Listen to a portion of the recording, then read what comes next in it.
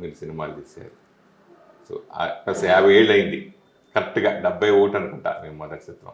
First cinema 1980 భయ్యా. 80. Okay.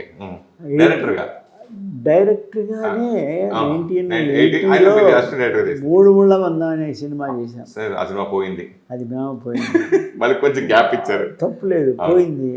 దాని తర్వాత నాకు అప్పటికే 3 పిల్లలు, పెళ్ళయి ఉంది.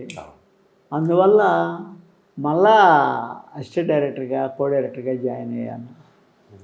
నా దగ్గర అసిస్టెంట్గా డైరెక్టర్గా చేసిన ఒక విజయభాస్కర్ రెడ్డి, ఇందాక అన్నానే ఇది పెళ్ళి అంటారు సినిమా, అతను నా దగ్గర నవ్వుతూ బ్రతకాలనే సినిమాకి అతను అసిస్టెంట్ డైరెక్టర్, నేను కో డైరెక్టర్.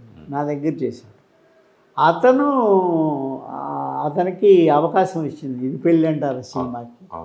వచ్చి భయ్యా నాకు కొంచెం హెల్ప్ ఉంటుంది, మీ సీనియర్ కదా చేయండి అని అంటే, నా పరిస్థితి ఏంది, సినిమా ఫెయిల్ అయింది.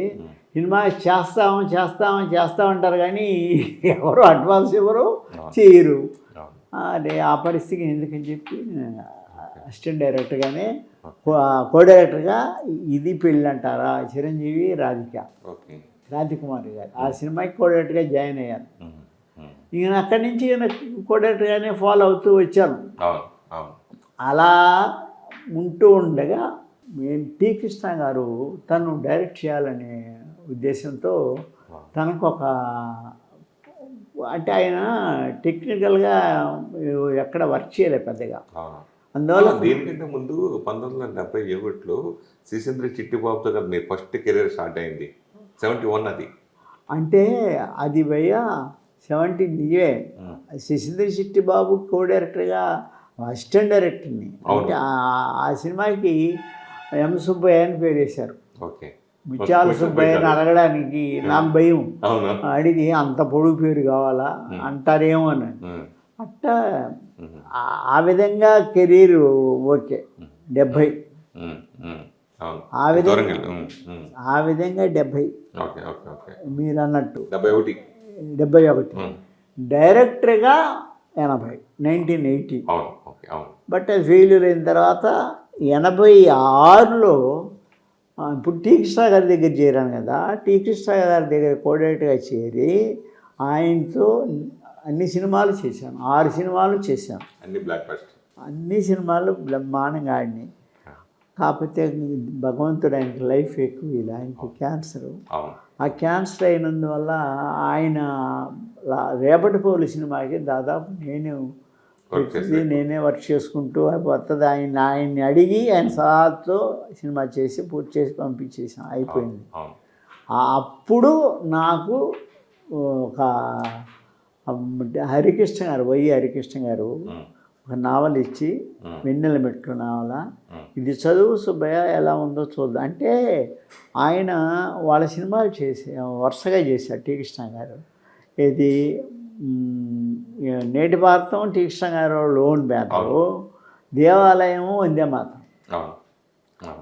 అందువల్ల అక్కడ వాళ్ళ సినిమాలు చేస్తుంటే చూడడం వల్ల దేనివల్ల ఏమన్నా కానీ సుబ్బయ్యకి డైరెక్షన్ ఇద్దాం అనుకున్నాడో, లేదా బుక్ ఇచ్చి చూద్దామని బుక్ ఇచ్చాడు. చదివాను, బాగుంది, చాలా బాగుంది సార్ అన్నాను. డైరెక్ట్ చేయొచ్చు అన్న, బ్రహ్మాండంగా చేయొచ్చు సార్, నువ్వు చేస్తామన్నా. అంతకంటే అదృష్టం ఉందండి. అరుణకిరణం అద్భుతమైన సినిమా. ఆ పాటలు ఇప్పటికీ నాకు ఏదో ఆగి అలా చూస్తాను అసలు. అద్భుతమైన. అలాగా అరుణకిరణంతో స్టార్ట్ అయిన లైఫ్ ఎక్కడా ఆగలేదు భయ్య. అలాగా వెళ్ళింది 50 సినిమాల దాకా. అంటే అరుణకిరణం, ఇదా ప్రపంచం, ఇన్స్పెక్టర్ ప్రతాపు, సగటు మనిషి, ఈ సినిమాలన్నీ చిన్న సినిమాలు, సెంటిమెంట్ సినిమాలు ఎక్కువ తీయడంతో అలా అలా అలా అలా వస్తూ సినిమాలంటే చేసిన మమతల కోవిల, ఇవన్నీ మీకు లిస్టు వచ్చే ఉంటాయి, మీ దగ్గర ఉంటాయి. అలా సినిమాలన్నీ చేస్తూ ఉండగా వాళ్ళు సురేష్ ప్రొడక్షన్స్ వాళ్ళు ఒక సినిమా వాళ్ళకి వెంకటరాజు, శివరాజు వాళ్ళకి డేట్లు ఇచ్చారు. వెంకటేష్ గారు ఇచ్చి ఈ సినిమా ముత్యాల సుబ్బయ్య పెట్టుకోండి అని అన్నాం. ఎందుకంటే నేను అన్ని సెంటిమెంట్ సినిమాలు చేస్తూ వచ్చాను. పవిత్ర బంధం అనేది కూడా సెంటిమెంట్ సినిమా కాబట్టి ఆ విధంగా నన్ను వాళ్ళు పిలిచి సుబ్బయ్య గారు మిమ్మల్ని పెట్టుకోమన్నారు డైరెక్టర్ గారు. కథ ఏంటంటే భూపతి రాజా కథ తీసుకొని అది పవిత్ర బంధం. అవును. అది మామూలు సినిమా కాదు, గుండెలు పిండేసే సినిమా.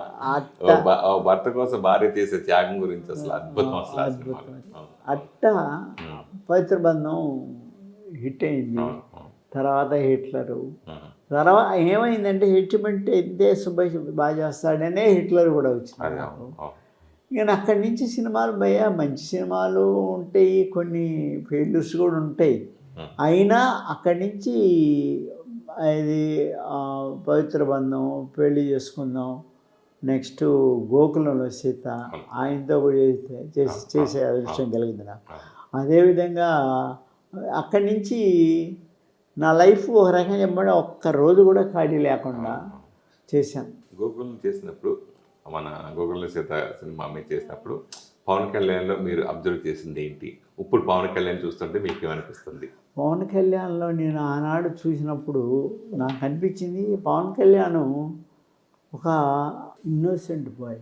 ఆ సినిమా అప్పుడు ఎలా ఏమి అసలు ఎవరి జోలికి వెళ్ళేవాడు కాదు, ఖాళీ దొరికితే బుక్ చదువుకుంటూ కూర్చునేవాడు. అంత తప్ప ఎప్పుడు ఏమి ఇప్పుడు మనం మాట్లాడిస్తే మాట్లాడడం తప్ప మామూలుగా ఆ మాటలు ఈ మాటలు టైం పాస్ చేసే మనిషి కాదు. సిన్సియర్ స్టూడెంట్ లాగా ఉండేవాడు ఆ సినిమా అప్పుడు.